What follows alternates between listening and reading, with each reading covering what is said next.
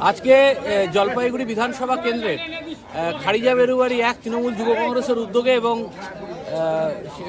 অখিল যেখানকার সভাপতি এবং এখানে উপস্থিত রয়েছে মেহবুবুর রহমান পাপ্পু সদর ব্লক একে তৃণমূল যুব কংগ্রেসের সভাপতি আর সাধারণ সম্পাদক উপস্থিত রয়েছেন।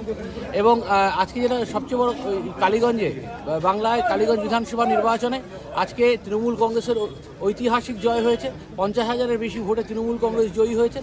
এবং সবচেয়ে বড় ঘটনা যেটা ওরা হিন্দু মুসলিম করার যে চেষ্টা বিজেপি করছে, 109টা হিন্দু অধ্যুষিত বুথে কালীগঞ্জ বিধানসভায় 73টায় তৃণমূল কংগ্রেস লিড করেছে এবং 5টায় কংগ্রেস সিপিএম জোট লিড করেছে। মাত্র 31টাতে ভারতীয় জনতা পার্টি লিড করেছে।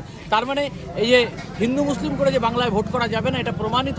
আর আমি একটা কথা বলতে চাই, না হিন্দু খতরে মে হ্যায় না মুসলমান খতরে মে হ্যায়, ইয়ে মোদি আর অমিত শাহ কে লিয়ে পুরা দেশ খতরে মে হ্যায়। তাই আজকে আমরা এখানে একটা ঐতিহাসিক বিজয় মিছিল করছি কালীগঞ্জ বিধানসভার জয় উপলক্ষ করে আজকে খারিজা বেরুবাড়ি এক ঘুঘুডাঙ্গার বুকে। এবং একই সাথে 32তম 21শে জুলাই পালন করার জন্য আমরা মমতা বন্দ্যোপাধ্যায়ের ডাকে এবং অভিষেক বন্দ্যোপাধ্যায়ের সেনাপতিত্বে হাজার হাজার তৃণমূল কংগ্রেস এবং তৃণমূল যুব কংগ্রেস কর্মীরা যেহেতু আগামী দিনে 21শে জুলাই কলকাতায় অংশগ্রহণ করবে, তারা সেখানে পৌঁছাবে ট্রেনে, বাসে, বিভিন্নভাবে তাদেরকে সেই প্রোগ্রামে যাওয়ার জন্য আহ্বান করতে আমি এখানে উপস্থিত। তৃণমূল কংগ্রেস আমরা একটা পরিবার, এই পরিবারের নেত্রীর নাম মমতা বন্দ্যোপাধ্যায়, এই পরিবারের সর্বাধিনায়িকার নাম মমতা বন্দ্যোপাধ্যায়, এই পরিবারের জনগণ মন অধিনায়িকার নাম শ্রীমতী মমতা বন্দ্যোপাধ্যায়। আর তৃণমূল কংগ্রেস দলটা সেনাপতির যদি কেউ থাকেন যার আগ্রাসী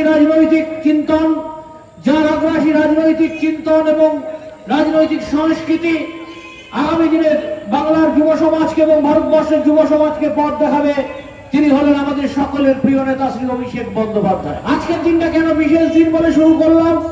আজকের দিনটা এই কারণেই বিশেষ দিন, আজ ছিল কালীগঞ্জ বিধানসভা উপনির্বাচনের গণনার দিন।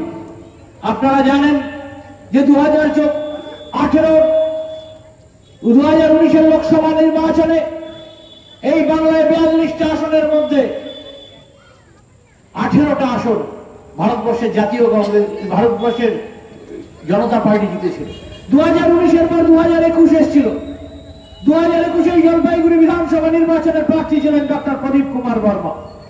তিনি নির্বাচনী নমিনেশন জমা দেওয়ার পর আমি ছিলাম তার ইলেকশন এজেন্ট এবং সেই সময় এই এলাকার আজ যিনি সদর ব্লক একে তৃণমূল যুব সভাপতি, তখন আমি জলপাইগুড়ি জেলার তৃণমূল যুব সভাপতি। তখন এই এলাকার বুকে আমরা বিগত লোকসভা নির্বাচনের এই 10টা, এখানে 8টা সদরের 10টা অঞ্চল মিলে 22,000 ভোটে পিছিয়েছিলাম। কিন্তু আমরা এবং শহরে 20,000 ভোটে পিছিয়েছিলাম 2019-এর লোকসভায়। কিন্তু আমরা সেই 42,000কে অতিক্রম করে সেদিন কিন্তু 961 ভোটে বিজেপির প্রার্থীকে পরাজিত করতে সক্ষম হই। আমি ইলেকশন এজেন্ট ছিলাম বলে নয়, সেদিন মমতা বন্দ্যোপাধ্যায়ের অনুপ্রেরণা এবং অভিষেক বন্দ্যোপাধ্যায়ের সুঠাম নেতৃত্ব, আমাদের প্রার্থী কোভিডে আক্রান্ত হয়ে যাওয়ার পরেও আমরা লড়াই ছাড়িনি, ময়দানিক 1 ইঞ্চি ছেড়ে যায়নি এবং দাঁতে দাঁত চিপে ভোটের দিন থেকে গণনা কেন্দ্র অব্দি ময়দানে দাঁড়িয়েছিলাম। সেদিন হয়তো অনেকে প্রাচীরের উপরে ছিলেন, কিন্তু আমরা সেদিন জলপাইগুড়ি বিধানসভা, জলপাইগুড়ি জেলার রাজনৈতিক ইতিহাসে প্রথমবার তৃণমূল কংগ্রেসের হাতে তুলে দিতে সক্ষম হয়েছিলাম।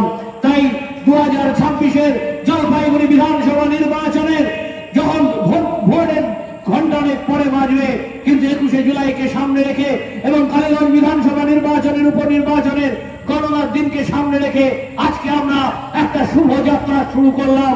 যে যাত্রা জলপাইগুড়ি বিধানসভার বুকে, জলপাইগুড়ি জেলার বুকে তৃণমূল কংগ্রেসের বিজয় রথ ছুটে যাবে। না হিন্দু খতরে মে হ্যায় না মুসলমান খতরে মে হ্যায়, না হিন্দু খতরে মে হ্যায় না মুসলমান खतरे में है। ये मोदी, अमित शाह और आरएसएस और बीजेपी के लिए पूरा देश खतरे में है, पूरा देश खतरे में है। থেকে শুরু করে বিকাশ সিংহ থেকে শুরু করে যে আজকে মিছিল এবং যে উৎসবের পালনের ডাক দিয়েছেন তাকে সাফল্যমণ্ডিত করুন। আমি আমার বক্তব্য আর দীর্ঘায়িত করব না। সর্বশেষে বলে যাই যে खुदी को कर बुलंद इतना, हर तकदीर की पहले खुदा अपने बंदे से पूछे बता तेरा रजा क्या है, हमारी एक ही रजा है 2026 में बीजेपी को बंगाल से ले उठाकर गंगा में फेंकना है। तृणमूल कांग्रेस जिंदाबाद, ममता बंद्योपाध्याय जिंदाबाद, तृणमूल युवा कांग्रेस जिंदाबाद, আমার নেতা তোমার নেতা অভিষেক বন্দ্যোপাধ্যায় জিন্দাবাদ, বাংলার মামাটি মানুষ জিন্দাবাদ, জয় বাংলা। একসাথে